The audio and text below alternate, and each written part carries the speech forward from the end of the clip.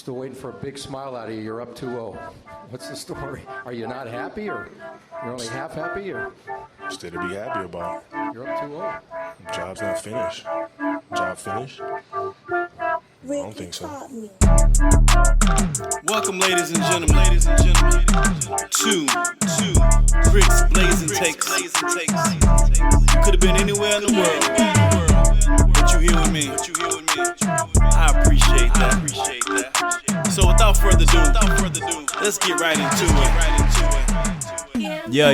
SimWorld, what it do is Rick Blaze here with another episode of Rick's Blazin Takes. Let's get right into it. It's the 1st of May. Happy May, everybody. Cinco de Mayo's on the way. Everything else is on the way. May activity is on the way. Summertime is right around the corner. So we jumping off the 1st of May, Monday, with, the rankings. You know, the top of the month. Not only are the bills due, but also we must pay a due to those on the rankings with our top 100. Of course, we have our 3 rankings of 24/7 Sports, SimWorld TV, and ESPN. I'm going to give you who I think might have made the biggest splashes in this month's rankings. Now, when you hear this on Monday at about 9 a.m., I don't know if at that time, if the rankings will be out or not. But if it's not out before, it's going to be out shortly after, or it just may be out. So you can still follow along and rewind and check it out. So the names I think off the top of my head. The names I thought would make the biggest splash, who may make the biggest jumps. I don't think the top is going to change too much.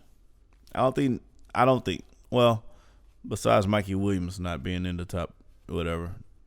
Outside of that, but one of the biggest jumps that I think that we're gonna see, hopefully, is Arthur Lattimore. He had a phenomenal month. He's been playing really, really well for Cascadia, and I predict that he's probably going to jump up in the rankings. Another person, Justin Bell, I think he stepped up for Rocky Mountains. I think he solidified as their second scoring option. Sometimes first scoring option depending on the game. So I think he's going to jump up. I think some of the new guys, some of the newer signees are going to jump up. I think Sean Hyman might make the list. I think there's a chance Sean makes the list. He's played really well for Bay Area. I think Suno Chopper Style, has a really good chance of making the list. Carter Fields has been playing well. Barkley James, got to give it up. And Indy, he's playing well. So those guys, I think, have an opportunity to make the list, to crack the list. I'm not sure if they're going to, but those are just some of the names who I feel in the past month. Renzo's been stepping up a little bit. So I think in the past month that these guys, I think should probably move up in the ranking some or make the list. That's just my opinion on that. Now let's talk about the list. It's important to know that when those rankings are composite, that a lot of things go into it. It's not just how many points. If that's the case, then we might as well just put everybody in order from the top points down to the bottom points. The most points to the least points, and just put in order from that, right? So it's way more in depth than just how many points you score, right? It has something to do with what about the rebounds? What about the assists? What kind of contribution are you to your team? Meaning, if you are not on that team, is that team still a winning? Do they still win without you? If the higher the percentage of them winning without you, the lower their value is for their team and probably your composite score. The lower the percentage is for the team winning without you, the higher your value is for your team and the higher your score or your ranking may be. For an example, Bronny James is going to probably always be top 5 in SimWorld. In my book, he's going to always be top 2. Without him on Showtime, they don't have a high percentage chance of winning. And besides that, he's probably not a good example because he's great no matter what team he would be on. So you can just see him outshine most of the competition on every single night. So he's probably not the best example. Let me give another example. Derek Long, right? Defensive stopper for Lone Star. What he does, he's averaging 6 points, only 6 points a game, right? But almost 9 rebounds, 2 assists, and almost 4 blocks a game. Bruh, come on, right?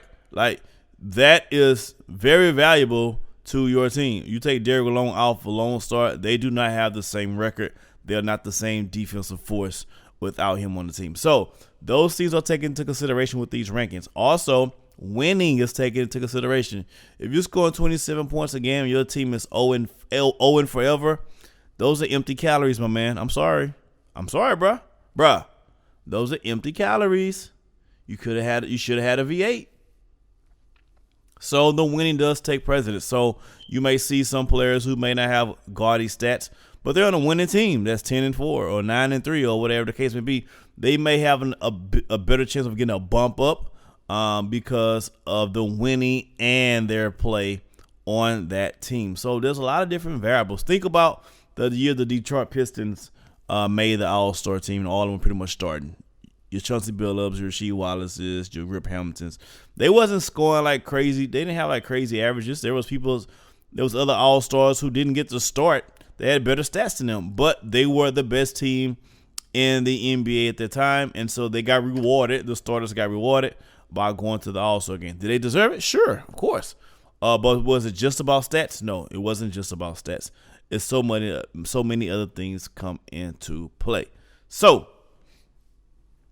now that we got that out of the way, I want to talk about the new recruits, the fresh blood, the new guys who are coming into SimWorld. The guys like the Edward Hamiltons and the Tim Ricks and the KJ Johnsons and Chris Foggs and Lavelle Early and Benjamin Zimmerman, Cole Abdul-Rauf, Malik Ali, Mr. Holloway. You know, those guys, McGrady. I want to talk about those guys. We got a chance to see some of those guys in some exhibition, street ball games to kind of see their talent. I want to talk about those guys, and I'm trying to see who's going to be the next star. Who's going to be the next guy to really make a mark on SimWorld. And as I look at those lists, I saw the exhibition games, DeMarco Graham, and there are some guys that look pretty good. Now, it's also depending on Cuddy. Is it XO or is that stands for, how do you say that? X in the letter last name, X and O. Is there actual pronunciation for that? If so, someone tell me. I'm from the South. We don't know nobody with the last name XO. That's hugs and kisses where I'm from. I know it probably has, does it pronounce as Zoo or Ju or Jai? Or, I don't know. I do not know. So I'm just going to call him XO. Is he signed to what's my man? The dude from LVO. Is he signed to OVO? That's why you go by XO? I need some answers. I'm trying to figure out what's going on with my man XO, OVO. Is he signed? That's what I know. Is he the Weeknd's cousin? That's the guy. Is he signed to the Weeknd? Is he working with the Weeknd? Is he in any way affiliated with the Weeknd? Is he signed to the Weekday? I don't know. I'm just saying. But anyway, if I had to choose, again, these all depending on their teams. The teams and what the coaches tend to use them for them, that has a lot to do with it. But if I had to choose some guys, I think these new guys that I think have a chance. Now, whether they're going to cut it or not, I don't know. But I think they have a chance. I think the Weeknd's cousin, XO, Cuddy XO, has a chance. I think I haven't seen enough of the McGrady guy yet, so I'm gonna hold out for him. I also think Zimmerman has a chance. I like Zimmerman a lot, and I think the Abdul-Rauf guy has a shot. Those are my guys. I think that depending on the team that they go to, right? But I think they have a chance to be the next guys to see to kind of come up and raise the banner and say, hey, yo, I'm a force to be reckoned with.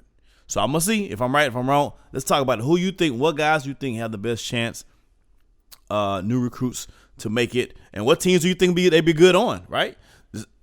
They're not signed yet. So what teams do you think they would be most effective on? Let me know in the thread. Till next time, I'm Rick Blaze. Happy Monday. Peace.